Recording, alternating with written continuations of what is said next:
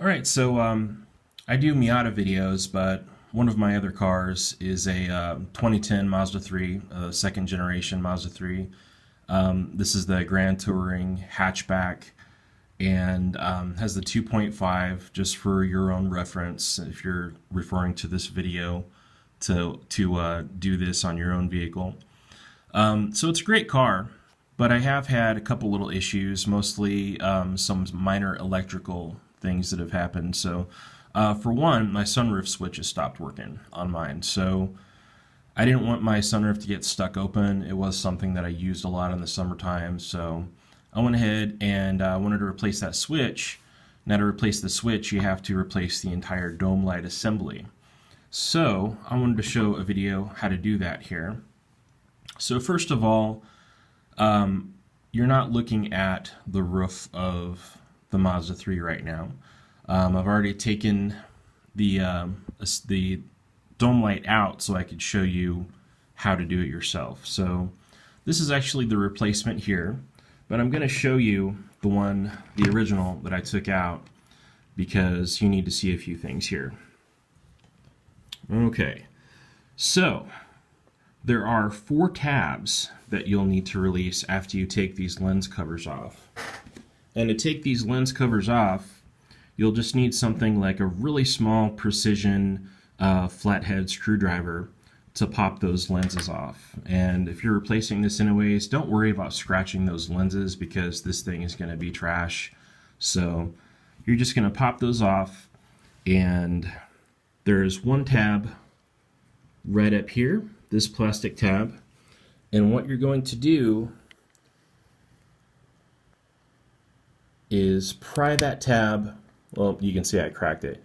You're going to pry that tab away from the outer wall. So you're going to push this one in. There is, let's see, there's another tab right down here that also needs to go in. So there's 2 top and bottom on one lens. Then on the other one, it's the same thing. There's a tab here that needs to go in, and a tab here that needs to go in.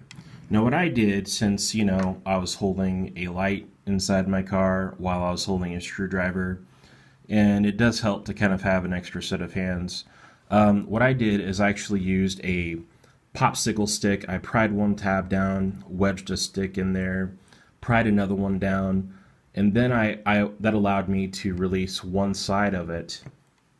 Then I went to the other side and I repeated the same process, and I released one tab and the other, and I was able to pull the whole thing down. So after, I'm going to actually pull out the new one here. So after you pull it down, there will be 2 wiring harnesses plugged in to the light, and you can pull it down a few inches. There's some pretty decent length to work with there. Now there will be one over here, and there will be a little push tab. So again, you'll probably want to take your little screwdriver, push that in gently, and then you can just gently tug on that harness until you release that one. And there's another one right here, and this one is going to go in laterally, sideways, into this plug right here.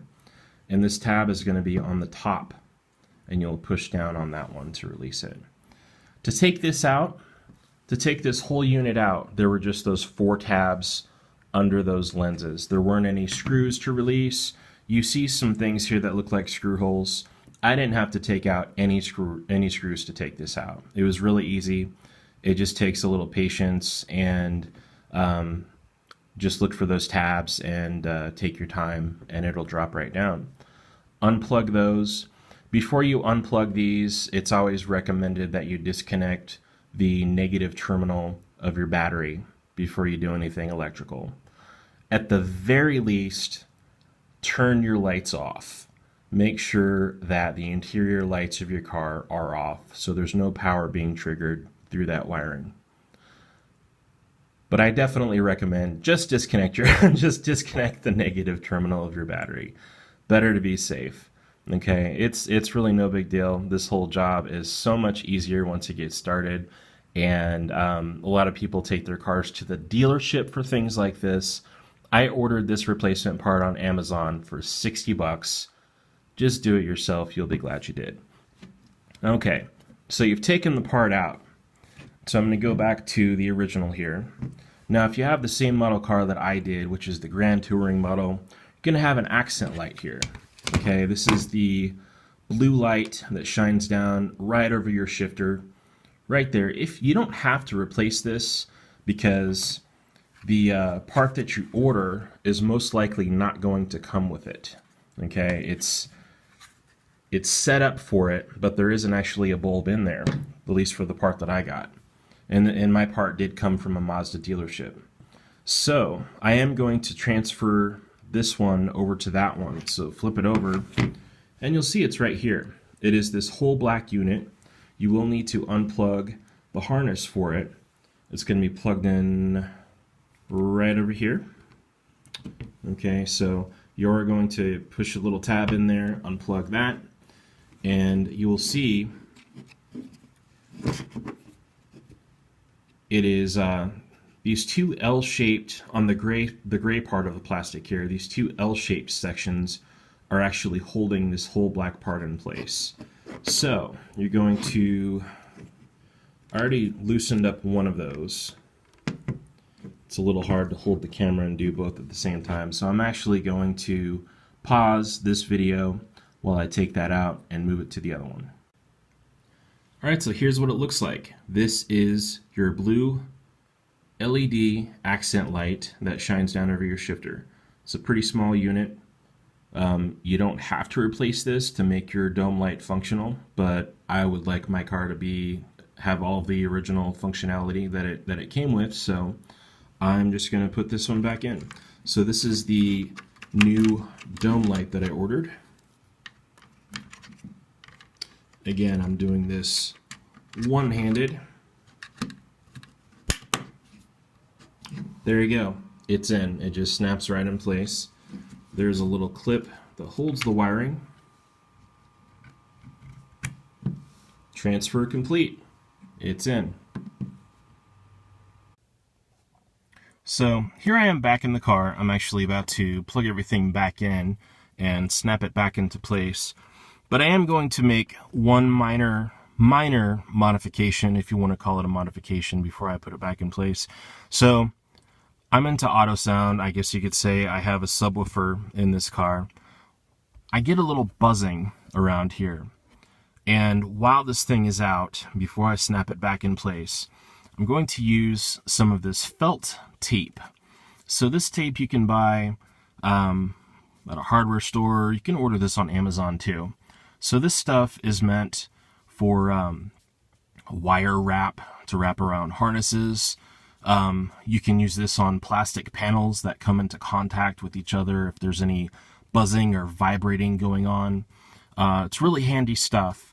I'm going to add just a little bit around the edges of this frame, and hopefully that will help with any plastic buzzing or vibrations or noise that comes through here. So I figure it wouldn't hurt to at least try. As you can see, this wiring harness even has this stuff right there already. So I'm going to do that, and then I'll show snapping it back in place. Okay, so got everything reconnected. As you see the black felt tape kind of around the edges of that frame. And now I'm going to go ahead and try to snap this back into place.